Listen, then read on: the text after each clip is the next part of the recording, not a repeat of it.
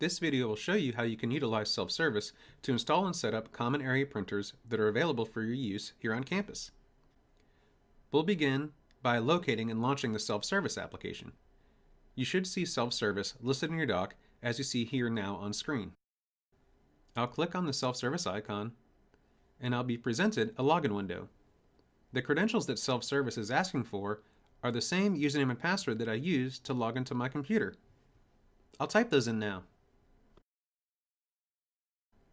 To continue, I'll simply hit the arrow or hit the return key on my keyboard.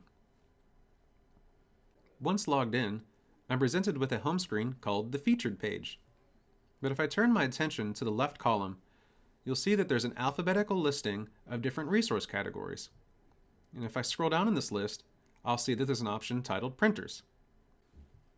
Clicking on the Printers category will display a list of common area printers that are available for my use based on my role or grade level here at the school. And for our purposes today, I'm looking to install the third floor printer that's in the Carlisle Fraser Library, or CFL. And I'll see it listed right here.